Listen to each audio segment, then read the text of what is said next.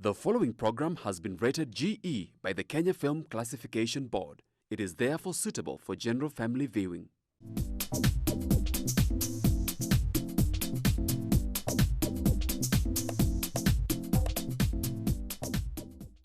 How is that life after? We have challenges with integrating people back to the society because society and our community has issues that are yet to deal with. But today, after we listen to this show, we are going to have to adjust our mindset a lot. I want to introduce my guests and I will ask them to begin with the very immediate left. Okay, my name's Romoy, and I was in prison. And I came out since 2004 to 2019, July. Wow. Welcome, Eric. Good to have you. Okay. And my name is Kiare Mongi, team leader Fariji. At Fariji, we speak to the youth using their language. The language is sports, and we say it cuts across age, gender, and social status. We have done a lot of prison activities in sports. Wow. Good to have you too. Thank you. And the last gentleman on my right. Okay. My name is Eric Ochido. I work with Mind Education program in the prisons. Wow.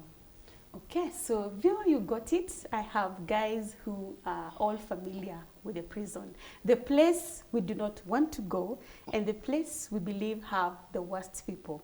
So Eric Waweru, you mentioned you have been in prison. You said 2004 to 2019. Yeah. That is about 14, 15 years? Yeah, almost to 15 years. Okay. So we're talking about life after prison. Before we get to life after prison, when I look at you, you look like such a cool and gentleman. I wonder what takes people to prison, or in particular, what took you to prison? Of course, I know it's an offense, but there are lots of people out here who make offenses every single day, and they are not in prison. How did you end up in prison? First of all, what I can say is that bad company. Bad company. I involved myself in bad company, and I never knew what I was doing, because at that age I was still I couldn't make a right decision for myself. So I found myself in a group of bad people, used to do bad things. So that's how I ended up in prison. How old were you then? I was 20 years of age. 20. Yeah, you can imagine. Wow. Yeah. So I was very young. I just left school.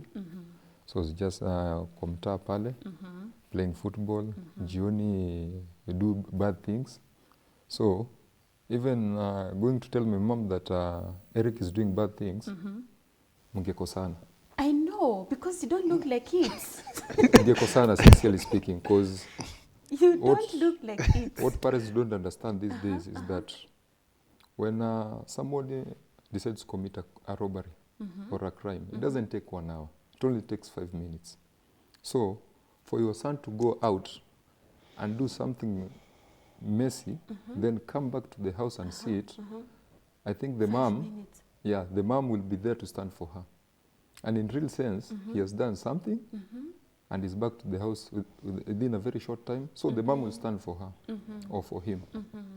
So that is what happened in my case. So your 20s were wasted? I don't know, maybe someone disagrees with me. Wasted in prison. Yeah, because you went in at 20 and you came out at 34? Yeah, exactly. So all your 20s were prison life. I wonder who wants such kind of an experience in life.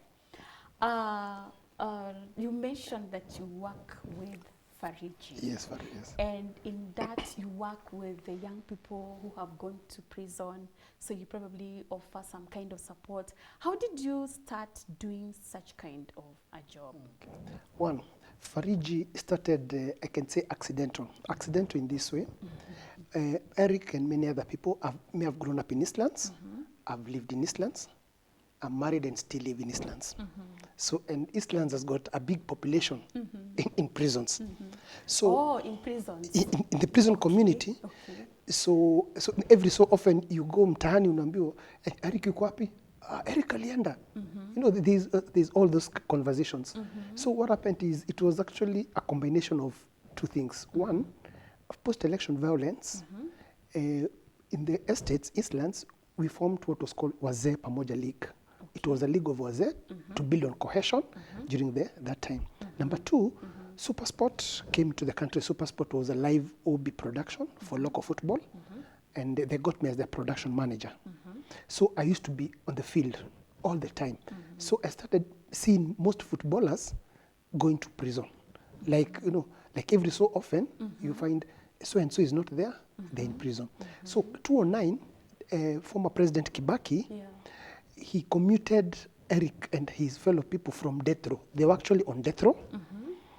Yeah, okay, yeah. They used to have the 15 minutes of sunshine only. True. They used to have 15 minutes of sunshine. So President Kibaki commuted them from death row to life. So what that meant was now they could move freely and mix with other people. So the first thing Eric and his people asked me, Kiari, to let mpira. They were footballers. They have grown up playing football. So the first thing which they said, Kiari, bring us football because for stress management. Bring us football, then we can bond with former footballers. At that time, I think there were about 18 former players all inside. Gor Mahia, Mathare United, all AFC Leopards, they were all in prison. So Eric and his team, that's how Fariji then started, by just engaging them through football. Because they say, we have been on death row for so long, we have been having 15 minutes of sunshine every day. Only. For his was 10 to 10:15. Woge, wotejua, urudi. Every day. Death row, that's death row. Yeah, so you don't do anything. You don't work, you don't do anything else. So that's how Fariji then grew. So Fariji then came in and we found a gap. We said, why don't we keep doing football inside the prisons as a way of engaging them? So by doing that, one, we built a relationship with Eric and his friends from inside. Two, we started cultivating relationship with community, because every so often we would get a team from outside and go to prison. Number three, every time we used to go and visit Eric and his friends, they used to tell us, Kiari ukienda Kawangware, kuna vijana nasikia pickpocket wameanza. Bring them here. And how do we bring them there? By organizing a football team from Kawangware to go and visit them. So as we go and play football, but Eric tells me, Bring those guys. Yeah, because we formed a football team. Sorry, I didn't mention. We formed a football team when they went. Committee United Football Club. He's the immediate former captain. By the way, you were in committee prison. Yes, committee prison. Yes, maximum prison. That's maximum prison. Mr. Eric, you mentioned that you work with the prison as a mind lecturer. Yes. How is that important to the prison? And I'm glad actually that the prisons allow such kind of programs to go on, that you can go there and play football, and you also go there to do mind education. People who have been put behind bars, I want to understand that they were so difficult for the community to handle. Why do you have to follow them in prison? Do you think they can even change when they're already behind there? How are you helping them? What are you doing? Okay, I'm impressed by Eric, what Eric said, my namesake.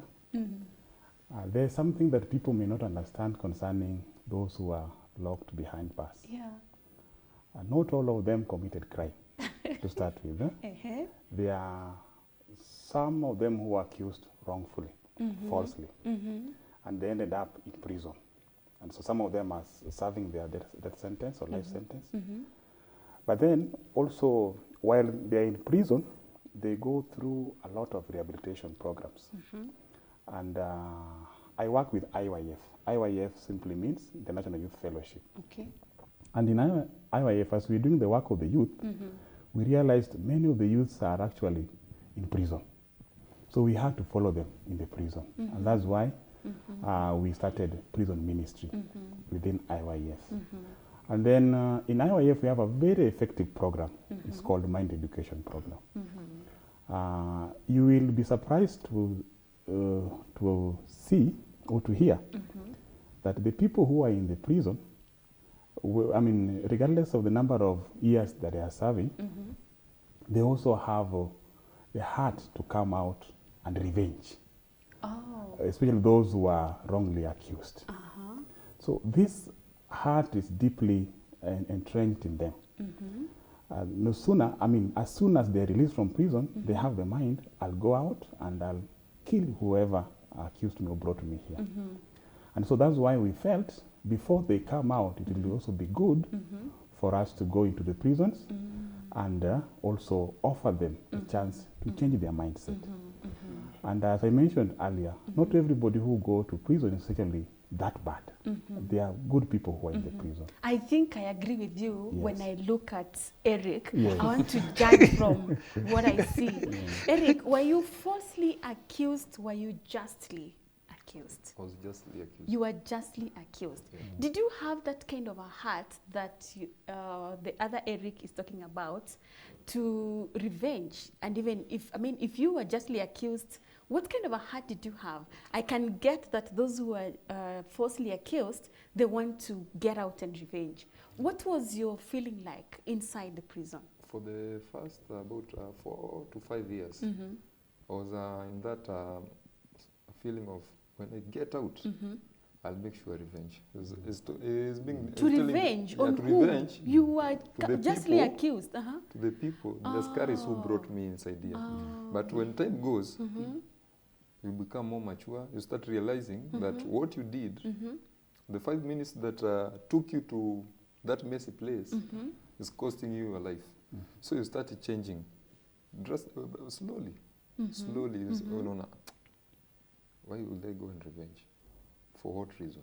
It took you 4 years Yeah. to realize that. Yeah. So that means you're supposed to have been jailed for longer, because if you're jailed for 2 years, you would be out. I was and coming given- to that point, because you find people who are jailed for 3 to 4 years, if you can look at the statistics, they're the ones who usually come back each and every time to prison. They're released 3 years, he goes back to the society, he commits another crime, 2 years, but when you look on the other picture, people who have 10, 15, 20 years, you'll never find someone going back Eric, to prison. what made you to relax, because inside the prison, I guess a lot of bad things happen. There are those who have been there, there are those who are now bullies. I guess there's sodomy going on. There are those who are the strong guys, the owners, the hosts, and now they want to, deal with you. If you were in high school, you saw the Form 4s and Form 1s. Yeah. When the Form 1s come in, you have new basins, everything of yours.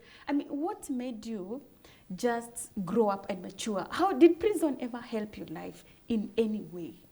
Yeah, it did. It did. Yeah, prison itself, it did, because Prison is a good place. no, it's not a good place, but I can say it's a blessing in disguise for me. A blessing in disguise for you. 'Cause What it changed goes me. on? Yes, that is good, that can change someone's life. Yeah, because what I can say, when I went into prison, that's being in 2004, things were a bit very bad, because you were eating maybe a meal a day, but things changed with time. So I was sentenced, I remember it was May 2006 is when I was sentenced to death row. So when I went to death row, it's between you and God. No family, no mother, no auntie, nobody. It's you, it's you and God in a room.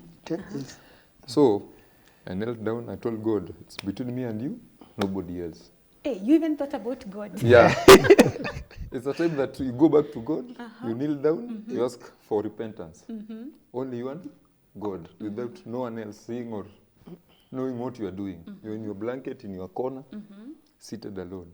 So I asked myself, why should I go and do those bad things? So within time, when we were in a condemned prison, I will get a chance to have a small, what do you call it, a small, like a choir, sing, praising songs, to make us joyful. So through that, we'll get some askaris. Not all askaris are bad. They will talk to us. So I felt the need to change. If this is a askari who's not using a rungu to change me, he's using words to change me. Why can't I change? So what gave you hope? Because when you were there, you said it was between you and God. So somehow it's just death. If God doesn't get me out of here, I will just be past tense. What gave you hope? Were you ever feeling like, one day I will be out here and see my mom again? One day I will be out there and do something constructive with my life once again? Yeah, because when you're in death row, there are appeals. There's a High Court appeal and Court of Appeal. So I was in that stage. So I knew there are 2 stages ahead of me. So I was like, I know one day I'll do what? I'll be outside. Because you're meeting somebody like Kiare or Eric. He has been serving death row for the last 15 years. So you're like, if he's serving 10 or 15 years and I'm only 6 months old, I can make it. So when I went to High Court, things got worse. I went to Court of Appeal, things got worse. So that's where I again I became flat again. Nikashituwa, what will I do? Because all my courts are exhausted. It's only the president who can sign for me to do what? To be released. So at least you had some higher power you're looking up to do something. Yes. And you cannot reach him and tell him, Mr. President, please, this is it. Yeah, it's just within you. And mind you, my family has been spending a lot of money in the courtrooms, trying to pay lawyers and everything. This is the point that I want to tell people. Money is not everything in life. Money is not everything. Yeah, we used They were money. trying without you Each knowing. and every corners. To get you out. But money is not Those everything. efforts were futile. Very. Kiare, I am looking at people who are in prison, and because you're talking about life after prison, you know, a lot of times, if Eric was my neighbor, then when I hear that Eric is back, you know, I want to hide my chicken, I want to hide my small girls, I want to keep my shoes inside, I want to lock my doors 24/7. Now there's a lot of insecurity. What are you doing on the ground about integration? When these guys come back, are you like, oh, praise God, they're back? Or you're running like some of us? Now the shoes inside, we saw him is the one, No, fortunately for me, I would say fortunate, I've built friends who became brothers inside. So when they come out, now they actually become closer brothers because our relationship only gets firmer.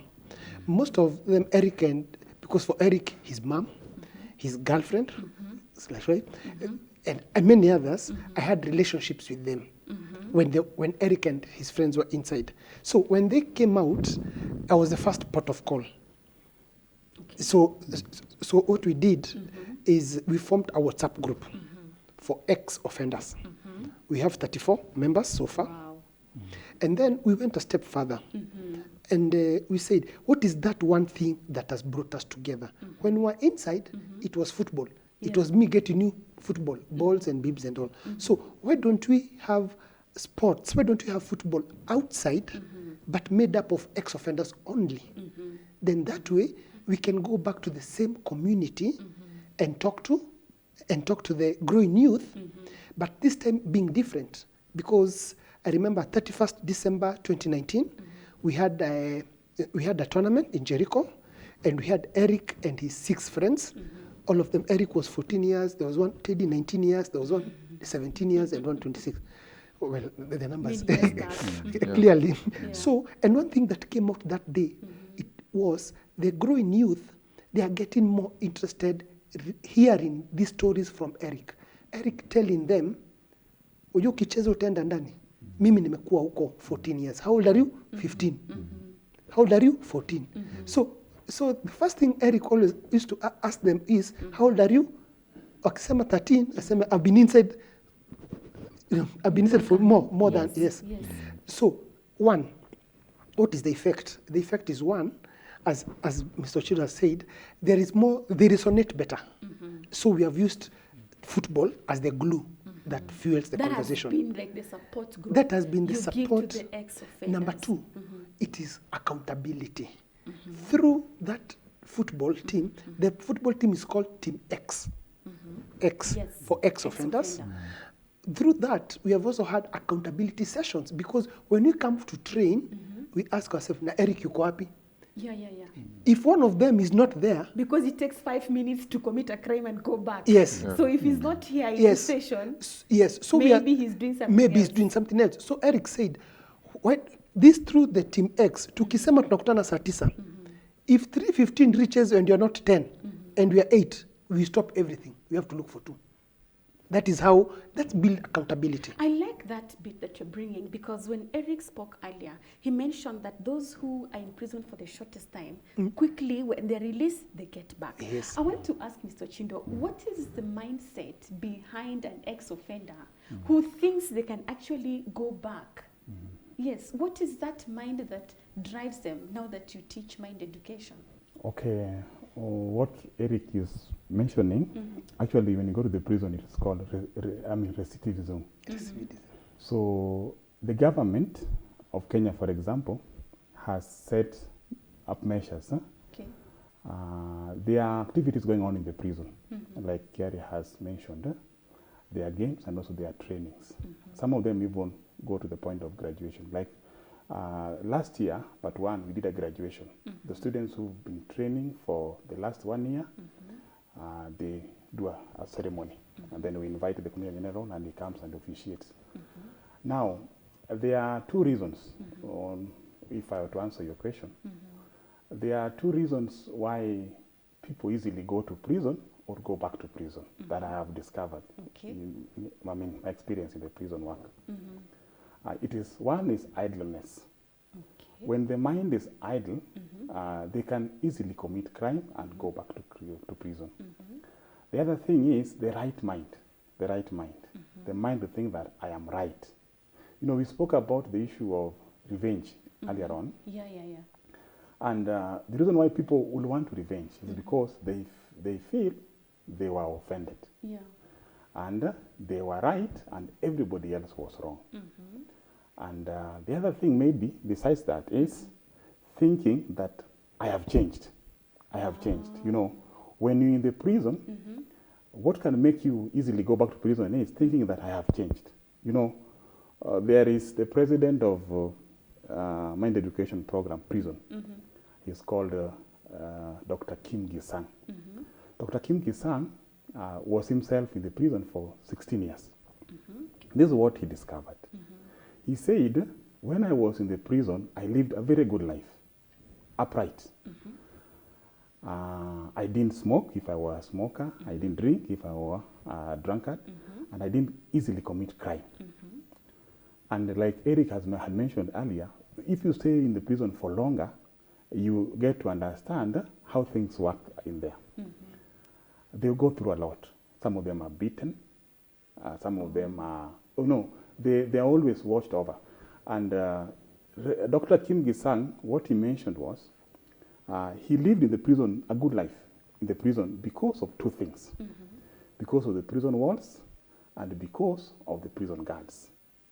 So he couldn't go wherever he wanted. Yeah, the walls and the guards, the prison wardens. Yes. Okay. So he couldn't go wherever he wanted. He couldn't do whatever he wanted. So there was always something ruling. I mean, somebody protecting him and guarding him from doing whatever he wanted to do. So that mindset is what is lacking in most prisoners who go back to prison. They think I am right. They think I have changed. And with this mind, they tend to trust in themselves. And they tend to distrust everybody else. And that's why many of them end up. So while we are training them in mind education, there are different levels of the mind that we also, there are several lessons that we offer. And one of them is... It's a curriculum? Yeah, a curriculum. And it's a 1-year curriculum. Okay. And there are many other lessons that they go through. They go through forgiveness, anger management. They also go through right mind, right think that I am right, and many other lessons. So when they go through this training, they eventually realize, I'm not the person who is always right. I can be wrong anytime. I'm not as good as I may think. I can commit crime anytime. That kind of a person can subject himself to a certain guidance. He can offer himself to be guided and to be led. And I noticed, before I forget, in the prison also, depending with how many years you're serving in the prison, the mindset also tends to change. And because also the government is offering them a lot of trainings there. When they come out, they are equipped. They are equipped. Some of them have even become lawyers. There are some of my students who became lawyers in the prison. In the prison, they went through the courses and they learned, and when they came out, they had something to do.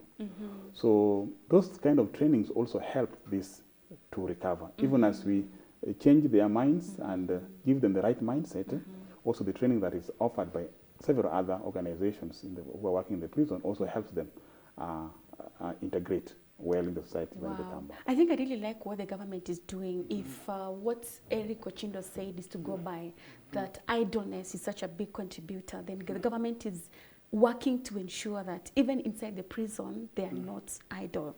I want to echo one thing that he has mentioned, because I asked him, what is the mind behind somebody wanting, or rather bouncing back to prison? You know, he mentioned that for the person who taught him, for him, he had the prison walls and the wardens. If I look at it in my view, I think that that is too much.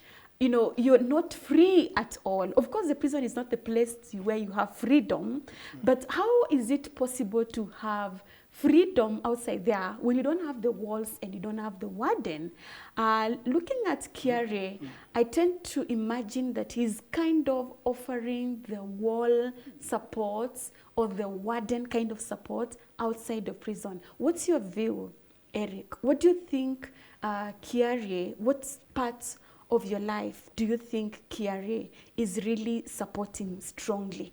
Do you think that he's helping you, or without him? I mean, do you want his energy around? Yeah, what I can say is that made me a lot, because for one, he has been there for me, because the other bodies, his friends who have been coming with, like somebody like Bishop Kariz, he has been coming with, and so many other people who have been supporting me since I came out. Because you find out that what Mr. Eric, my namesake, is saying is true. Because there's a warder and there's a wall. But outside here, those people are not there. There's no nothing. Inside prison, there's free food, free mattress, no rent, no electricity payment, no anything. But outside here, you have to hustle. Survival for the fittest. Yeah. And on the other hand, when you go to hustle and somebody hears you have been in prison, you will not get anything. I know. So people like this, they give us connection. So for like me, I do things like plumbing, paintings, things like those. So through these friends of Kiarie and many other people, they're able to hold my hand, show me places. Come, you can work here. Come, there's a person who wants to for you to work for.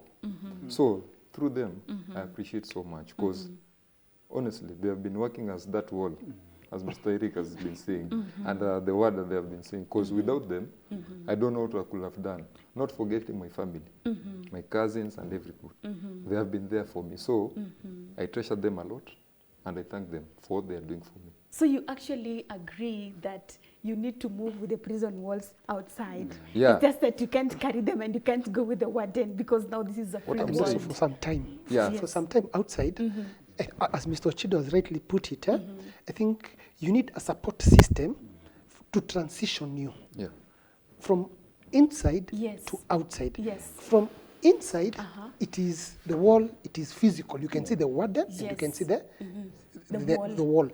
Outside, it is not physical. You cannot physically see it. But you can see it through the actions of your friends. And the accountability And the roles. accountability roles.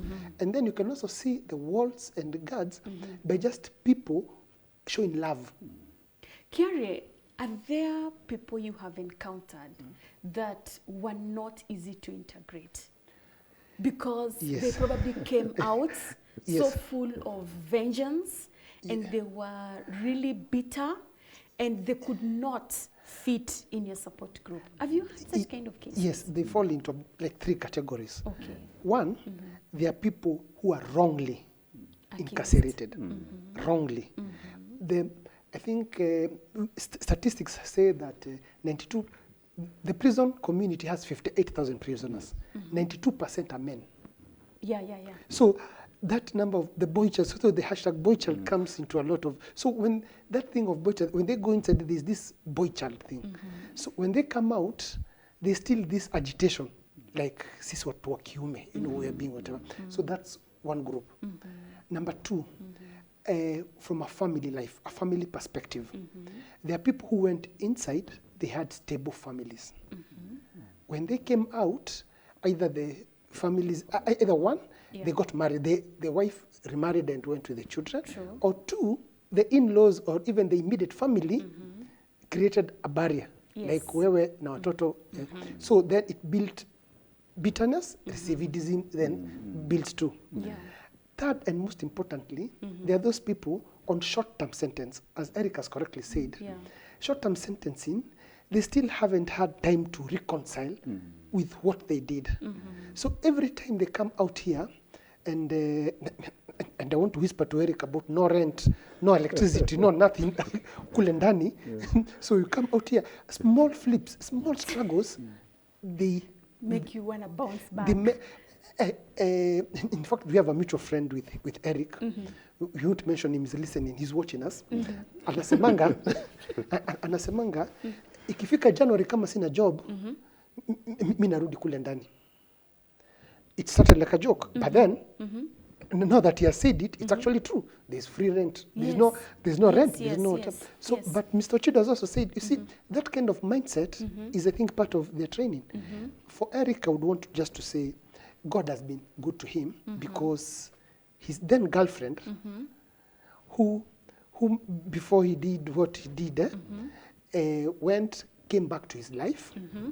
I have been part of her life because she was also a former footballer. Wow. She's a want to former personality. That girl. Yes. She was the girlfriend before. And after 14, almost 15 years. Almost 15 years, she's back. She's back. I think that is what must have been true love. Yes. So you see. I think so. Yeah. So because for him to go to prison, if he was already dating, that was a red flag right there. Exactly. I mean, he's gone to prison, me and you.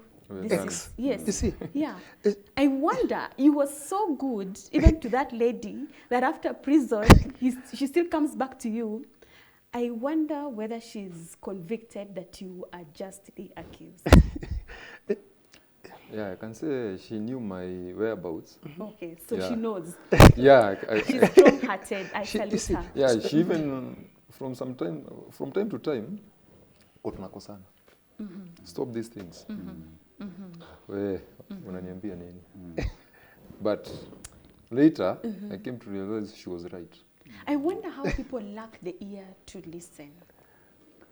Because I don't know about your experience outside here, but I think that there are lots of people who are living carelessly and they are not in prison. Who picks out who goes to prison? Is it bad luck?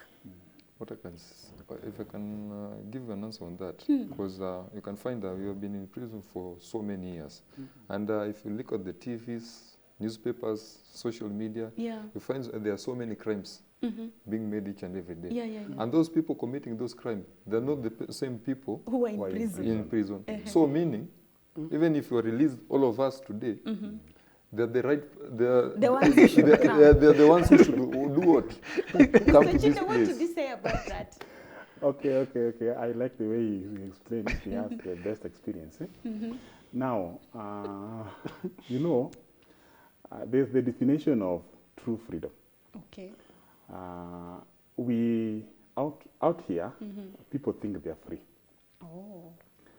And that's why they want to do whatever thing they want. Okay. The people who've been to prison, they have realized the true meaning of freedom. Actually, I'm also a pastor. I didn't mention that. Okay. And then, as a pastor, there is true freedom that is found in the Bible. Now, to be truly free is not to be free from problems or whatever crime I might commit. To be free is actually to be free from myself. True freedom is to be free from myself. We are our own worst enemies. And people, like he's saying, people who are out here are worse than the people who are in the prison. You'll be surprised to know that. I think They are so. wise. Because Yeah. somebody just committed a crime once and he ended up in prison. There are people who have committed crimes out here, but they are still free. It's because they can find their way within the corridors of justice. Now, another thing that makes people suffer, you asked earlier on, you asked Kiari about if we had a difficult case, people who only wanted to go back to the prison. Yes. And I agree, because also I've seen some, I've met some, we are also handling some. So there's something, because of life, people are wounded. People are wounded. True. And people, we call that wounds of the heart. So people who are wounded in the heart, they also have their reasons. People think they blame for their weak wounds, and people they blame for their wounds. So we can say there are fundamental reasons why people are wounded, or people have wounds in their heart. And there are also some superficial, from the surface, symptoms people blame for their wounds. But the fundamental reason why people are wounded mostly, and people are not free, is because they have a very weak heart. So in the mind education program, we have a certain type of training we offer to strengthen the antibodies of the heart. Oh, it's so possible. That, exactly. It is Without possible. taking medication, you can strengthen It is psychological. your heart. Actually, it is the problem of the mind. Okay. So when somebody has a strong heart, like, I don't know who said that, when they come out, and it is difficult out here, if they have a weak heart, they easily flow towards crime. Okay. They want easy way to solve their problems, and that's why they end up going back to prison. But if their heart is strong, we are not healthy today because we don't have the bacteria and the germs in our bodies. We are healthy because the natural killer cell in us, the immune system in us is strong. It's true. So it can withstand the bacteria that can easily affect us. And so we also work concerning social integration. We also work on how can these people, because sometimes when people go through many problems, their heart tend to become very weak, very weak.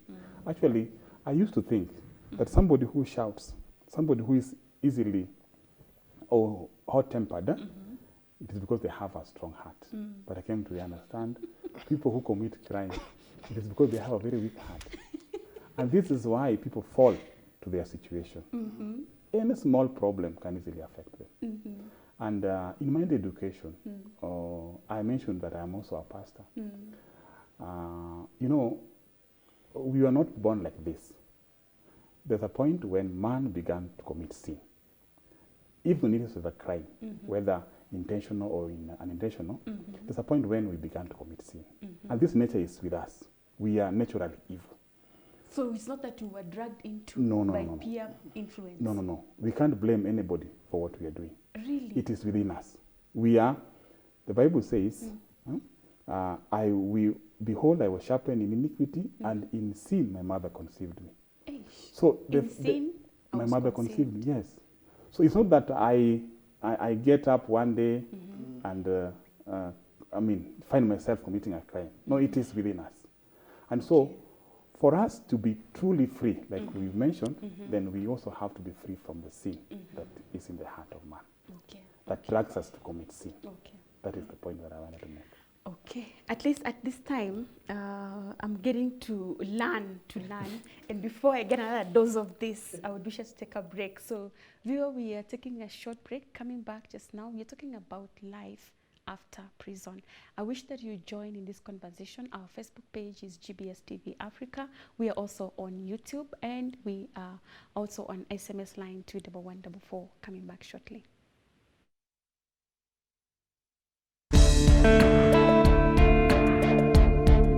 In the past, prison was the place to punish offenders, but now has changed to a facility that helps prisoners to live again in society.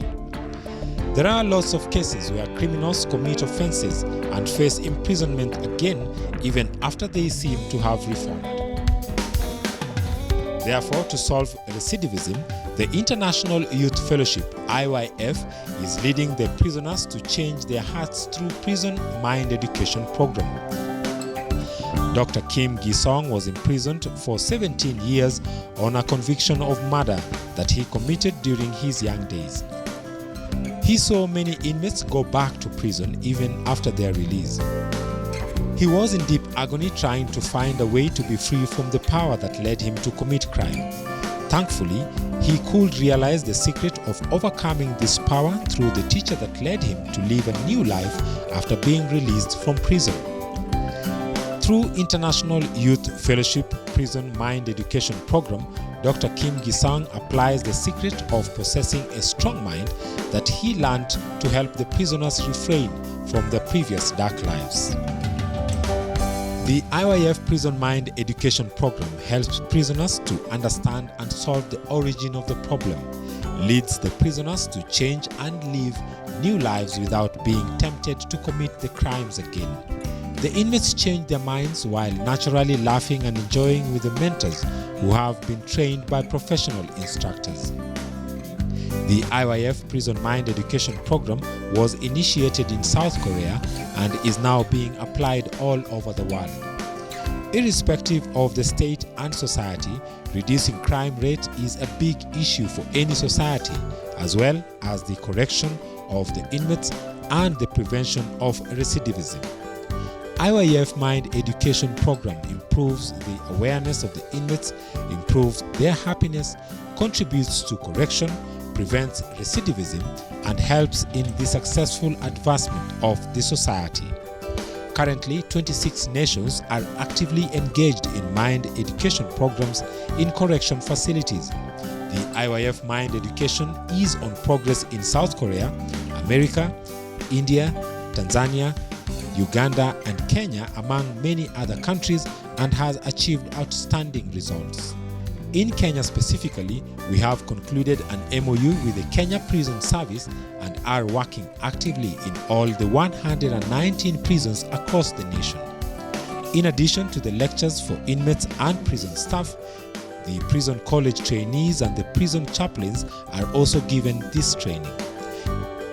In juvenile prisons, we conduct academic classes every week as we continue to plant the right mind and hope for the youth. That notwithstanding, in December 2017, we established a mind education institution in Kamiti Maximum Prison, the largest correctional facility in Kenya. The training institute has also begun in Langata Women's Prison and Kitengela Prison in January 2018 and it's expanding continuously. Because we want them to be positive in mind, we want them to change the way they do things, and they can only do that through some knowledge which is coming through mindful education. So it will be a big tool in rehabilitation in the Kenya prisons. I hope that it spreads in all the institutions Kenya.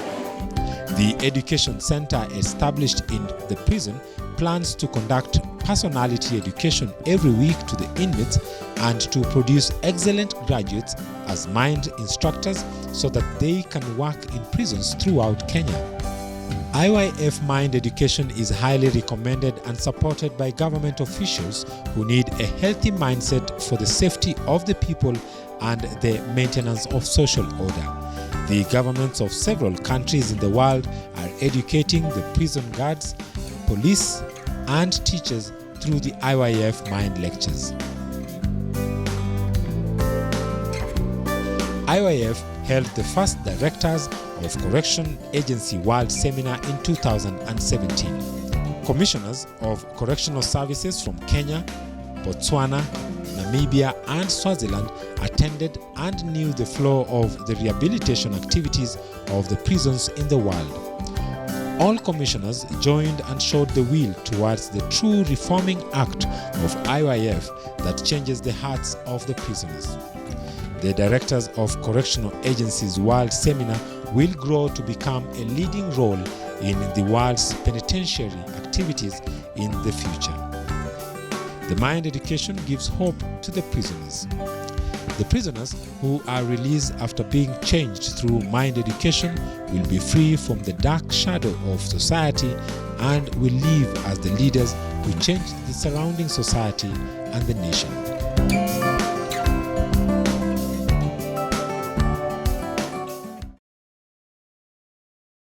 Welcome back, viewer. Our SMS line is 21144. We are also on Facebook, GBS TV Africa. Please do send us your questions and engage us even in this conversation. So we were talking about life after prison, and one of the things that I really wanted to know, even before we get to our questions from the viewers this time, is when people get out of prison, like I'd mentioned to you earlier in our conversation, you know, there's that aspect of he's back. So mothers are keeping away their young daughters. People are hiding their shoes, their clothes. People prefer to even air their clothes inside the house because someone has been seen. Yes. And, you know, not necessarily Eric, but kuna mtu amerudi mtaani. So do you have, like, you know, halfway homes where they can go to before they are finally accepted back to their families? Because if it is your wife who made you go back, who made you go into prison, how do you relate with her and meet her after prison when the heart to revenge is still with you? Okay. For currently, as Fariji, we don't have, ours is basically is a very small component of sports, as we are very specific on sports as a change agent. So what happens is that through government interventions, I know there are several halfway homes being set up through. There's one in Kitengela which specifically deals with agriculture. It's a it's Norwegian. So, but as Fariji, as an organization, as we try to limit ourselves to how we can infuse them back to sports and breed them with the community using the sports. There's a small program which we started last year. COVID has come and slowed it down, and we are calling it Breaking the Cycle. Breaking the cycle is when Eric and his friends were inside, the one conversation that is common is when you go outside Kerry, look after our sons, look after our daughters. Because he told me that 42% of growing boys and girls, they end up in prisons as their parents if they're not taken care of. Okay. That's statistics, and that's coming from Eric and his team when they were inside. So outside, as we don't have halfway homes, but what we do, we have outreach to their sons, whom we play football with outside. Some of them, like twice we have gone with Eric and his team. When they speak to them, they even ask them about their daddy. It's because Eric has been with their daddies for that long in prison. Their daddies are still there. So not halfway homes per se, but we have that kind of engagement where now we have the growing kids. And as I said earlier, the biggest testimony, it is when you speak to a person like Eric, who tells you, I've been there for 14 years because of this, and I don't want you to get back there. Yes. For this particular reason. So the society has embraced Eric more because the community feels they are actually now helping their sons. That is one of the ways they have fought stigma. That's part of their welcoming. I wonder how you have managed to do that, because he mentioned earlier in his sentiments that prisoners tend to think that they have changed, which is never the case. So, Mr. Chindo, look at a scenario where Eric has gone back to the society, and it is his wife, his brother, who made him go into prison. And he has not met you to teach him about what you called the weak heart or the wounds of the heart, and he still has the heart to revenge. What do you do? What kind of a mind do you put in such kind of a person? Okay, I have several. I would want to refer to several cases that I've had of late. There was somebody who was released from Thika prison. Then he was wrongly accused of defilement. Then he went to prison. He was there for 3 years. For 3 years, yes. Then when he came out, he found out that all his properties had been taken away. So he had nothing. He had to start from zero. So that made us think how can we then help them? Thankfully, within the prison system, there's something called release boards. Okay. Before somebody is released, you go through the documentation, and then in the release board, there are several organizations that will want to pick them up and refer them to several other organizations. So Are those not the halfway homes? no, they're not halfway homes. Okay. They are just individuals and Okay. and organizations represented in that board. Okay. So, like myself, I'm in the board of Thika Women Prison and Committee Prison. So before they're released, we are informed so and so is supposed to be released, and people come in, and then they are able to be, recommended for certain jobs. Yeah. Now, as an organization, as IYF, we are putting up a halfway home Oh, very soon. fantastic. I mean, this is just something of the West. Even those that are here Yes. are not local. Yes. We have issues with the logistics, but we have soon solved them, and we are putting up. Wow. Wow. Yes. Fariji, no, that's good news. Because for me, then it tells me I will partner more with Pastor Chido because we need to have sports in the halfway home. Yes. You know, so those are good. Those are good, encouraging news even to us as Fariji. Yes, yes, very true. Even as you are still tackling that, I have this question from Kennedy Ogweno, who is watching, and he's asking, thank you so much, Kennedy, for watching. How, we heard that there is a lot of molestation in prison. How does this affect your relationship, especially with your wife, when you get out of prison? Okay. Eric might have spoken much better than me in that case, but let me speak from the cases handled. You know, sodomy is real. Yes. Sodomy is real. We can't deny the fact that sodomy is real in True, prison. true. And recently, there was one of our students who was released from prison. And I asked him, you know, he was previously married before he went to prison. He was there for 20 years. When he came out, yes, his children were there. They are now grown-ups. But his wife remarried. So we asked him, what about your marriage? He said he's not interested in marriage anymore. He's not interested. He's not interested. That has a lot of things to say about that. Yeah. When somebody says you cannot force him, you cannot even say that again. Just leave it at that. Wow. Okay, Kush Henry Maina is also asking, I have a friend who had a wife and home, but after serving his sentence, comes back and finds that all is gone. How can I assist him? You know. You know, when you went into prison, Eric, you were probably just a bachelor, just dating, and you were lucky that your girlfriend became your wife eventually.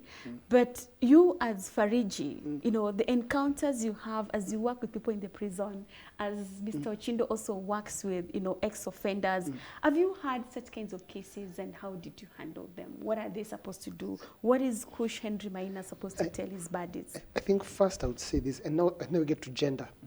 We have spoken about Eric and gender male. One thing I've realized is women are harder to reintegrate. I think that's important to mention first, because for some reason the society is not kind. Is not kinder to women.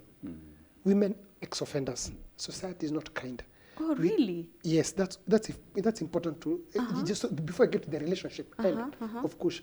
One, you realize more women when they come out of when they come out of maximum, especially, society tends to disengage more with women, especially when they had children who have been taken care of by either the in-laws or or other peoples of society. So that's a challenge, and it's a real challenge, and hopefully IWNF and other organizations will address that. Now, back to that question now. Now, first I would say for Eric, because he's seated here, I first want to tell him congratulations for the birth of your daughter. Yeah. Oh, he has even become a father after prison. Yes. So life can actually continue after prison. So life after prison. Congratulations. So life after prison. I want to say it here that there is life after prison. Exactly. He's now a father, 2 weeks old daughter, and that's a true encouragement, a true feeling of that relationships are built and grow. So for those ones who are struggling, I think the relationship counselors who help in between the release board. In between the release board, I think there are topics and issues about relationship counselors who come in. Yeah. I want to give you time to tell us a little bit about Fariji. We are unfortunately out of time, but I would like Mr. Ochindo to just tackle this question. I don't know whether this will be for Kiarie, but kuna ex-intimate Ashawai Omoka, that's Jay Gitonga asking, and there is Cynthia Munjari who is asking, there are people who are willing to change, but unfortunately they find themselves committing crimes again. What advice can you give them? Okay, I think we've handled part of it earlier on. Yes, yes, we have. But before I forget, somebody asked a question. I think Henry or something, or somebody. Those people, let's say you came out of prison and you realized, you lost your wife, or even your husband if you are female. You know, after they are released from prison, life has to continue, like Kerry has said. So if the wife moved on, then it's also good for him to move on. Yes. And did I hear that coming from the mind lecturer and the pastor? Yes, it's good for them to move on also. Okay. They can't be stuck there. Okay, And, that's a nice one coming from a pastor and a mind lecturer. Exactly. So currently, I have a case here at Gashie. Next month, on 20th, we are doing a wedding for an ex-prisoner. Oh my God. Okay. We even invited the officer in charge committee prison. What? So we really encourage them to settle down. Because, you know, as long as they are also lonely, they're only feeling tempted to go back to prison. Yes. Kuna ule shayomoka, whatever that is. Yes. Jay is asking. Yes. Kuomoka sasa sinirudi kidogo mtaani so that I'm able to answer them na lugha ya mtaa. Exactly. Kuomoka kuna wale wameomoka na si mmoja, ni wengi. Okay. One, Eric ameomoka, he's now a father. That is kuomoka. Yes. True. That is kuomoka by itself. Two, the gentleman who is getting married next month, 20th, who pia ameomoka, amejishikia wife. Number 3, there's something which Pastor amesema. Kule ndani, we have a friend of ours called Media Vision, Mr. Mushero. He trained a production crew inside there who graduated 2017. One of them is called Vincent Aliomoka. Yuko Kakamega. He runs his own studio. Wow. So very nice, very nice. I hear you. At this time, we are totally out of time. And I would like you to just tell us a little bit about Fariji. How do we connect with you? You already told us what you're doing. How can people reach you? Those who are in homes and they're wondering, where do I take my son to? How do I engage him? How do I keep him busy so that he's not just thinking rent ni free, bed ni free, you know, things like that. Yes. Fariji, our website is www.farijisolutions.com. As tunasema, we use sports. It is the universal language. I started by saying sports cuts across age, gender, tribe, and social status. Good. So you can reach us through our website and through our Facebook page, Fariji Solutions, and kutoka hapo, we pick up conversation. Eric, something you want to say? All I can say is that kuteleza, ama kuanguka, ama ni kuteleza, whichever comes first. Kuteleza si kuanguka. Kuteleza si kuanguka. So, hata siku moja ukiwa down, jua kuna God ako juu yako. Okay. And there's one chapter, Romans chapter 28 verse 8. If you read that verse, your life will be good. Wow. I'm going to read it after. Anything you want to say? Yes, because we were talking about social integration, I really want to urge the society to receive ex-prisoners. Actually, when you call them ex-offenders, they feel bad. They feel bad. Because some of them were wrongly accused. Okay. So we learned to call them ex-prisoners. That is the best language. Noted. Now, these people are also beneficial. When they come back to the society, you know, some of them pick up from where they left. And they're not, you know, some of them were, they have a profession they were doing before. Like we have one who was a doctor at Kenyatta University, Kenyatta Hospital. And he went back to his profession. And they are picking up from where they left, and they're really integrating well. So my only appeal, society to receive them and get the best out of them. Wow. Thank you, gentlemen, for coming. You have taught us a lot of things, and I also believe you have changed the mindset of those that have been watching this program. I really appreciate that you were able to open up and talk about all this. Viewer, thank you so much for watching Chungu cha Jamii at GBS TV. My name is Betty. I have been your host.